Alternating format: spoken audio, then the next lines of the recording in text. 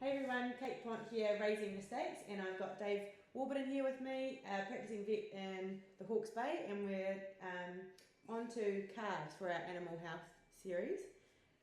So we've got our calves, they're born, they're happy. Do they have feed requirements post-weaning and?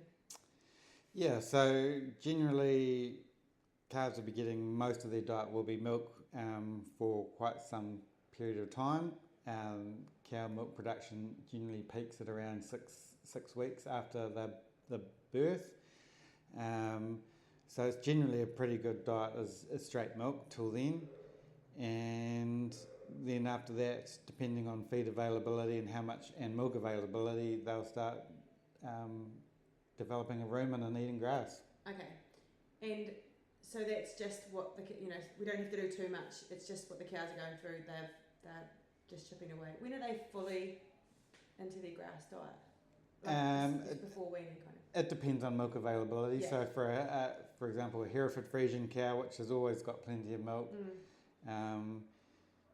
they're those big puppy fat calves that look beautiful at weaning. So it's hard to know how much ratio there is from grass to milk, but there'll still be a reasonable milk component at weaning.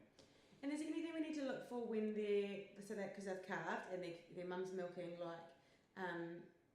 making sure they get on all four quarters, or do we hold the cows back so that the calf gets on all four quarters before you give them full access to heaps of grass, or how does that work? So the ends of the teats have a little teat plug in them. So that teat plug is only disturbed and released when the calf sucks. Right.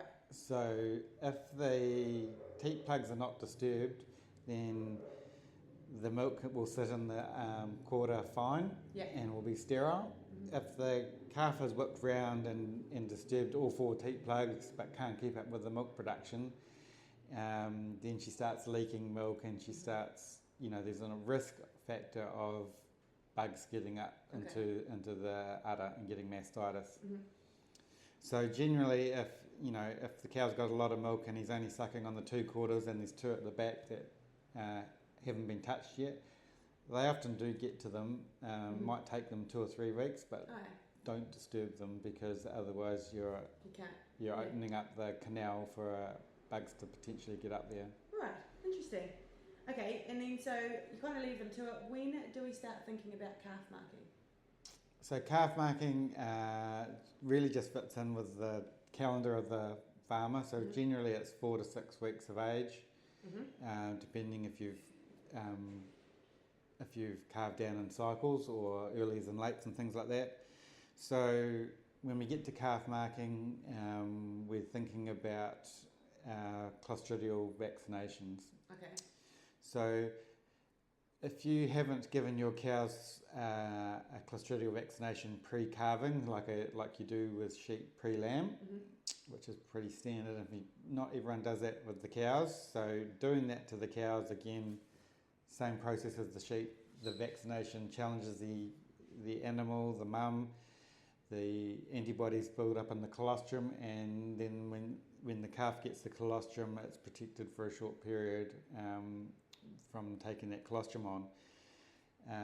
So that helps prevent clostridial issues from birth through to calf marking, and then you can give the first vaccination that can actually be at calf marking, and that's particularly important for those that are castrating the males. Okay. Because you're creating a wound. So Clostridia like dead tissue, and there's always going to be a little bit of dead tissue around a castration wound. So it's important to get in a clostridial vaccination. The other thing we consider is lepto vaccinating, and lepto isn't necessarily high risk at that time, but we want to get in early with our lepto vaccinations if we're going to do it, and the reason is that the lepto bug itself localises in the kidneys and is shed into the urine, and if the animal has already got lepto in the kidneys and you vaccinate it, you will reduce the amount of bacteria shedding in the kidneys, in the urine, but you won't stop it. Okay. So if you get the vaccination program started before lepto gets into the kidneys, then you won't have that problem. The lepto won't isolate itself to the kidneys and be a persistent problem. Okay. Because we've talked about lepto being an animal health risk, but it makes a human health risk, sorry. Does it make the animal sick? So mammals have their own strains, specific strains of lepto. So cattle have their own strain called Harjo. It doesn't affect them. Right. If we get Harjo strain, it affects us. Got you. If wild pigs have their own strain called Pomona, and if cows get the Pomona strain, it can cause abortions, and the cows will have a temperature and go off colour. Right. So if the host mammal picks up a strain that's not theirs, like rat lepto or pig lepto, then it does cause them problems. Okay. And humans are sensitive to all lepto. Got you. So we've calf marked, we've given them their first vaccinations, we send them back out with mum. Yes. And then at what point do we ever need to separate the heifers? No. Okay, because we've castrated some. But in the stud world, when do we need to separate the heifers and the bull calves?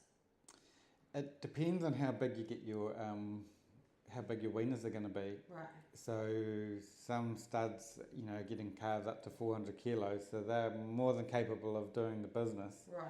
And the females are reaching puberty, the female calves. Yes. So they need to be separated, sooner than later. Yeah. But if in a commercial situation and your calves are 200 to 250 kilos, not so much of an issue. Not usually an issue. And so then weaning is good as gold for that. Weaning and separate them at weaning is would be normal. Yeah. Cool. So then we get to weaning. Do they need more minerals or vaccinations at weaning time?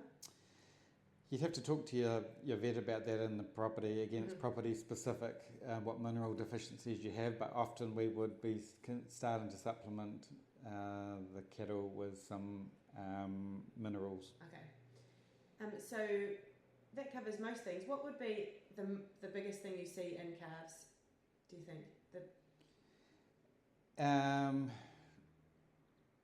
So the weaning process is, we do see a fair bit of misadventure and injuries and things like that. So I did some work when yard weaning first came in, and we looked at yard weaning versus fence line weaning and versus cold turkey weaning.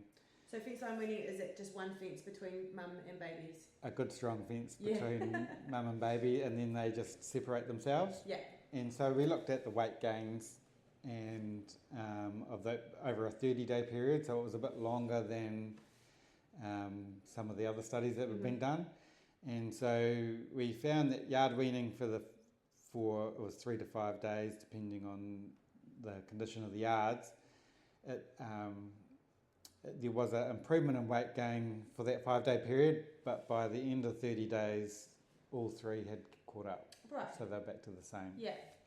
But everyone who yard weaned said that they would do it again because the cattle just walked out of the yards nice and quiet. Yeah. And they were trained and respected fences and respected dogs. And so what are you looking for to let them out? Are you looking? So you said 3 to 5 days. 5 days is better as long as your yards are okay for them, or are you waiting for them to stop bellowing, or are you waiting for?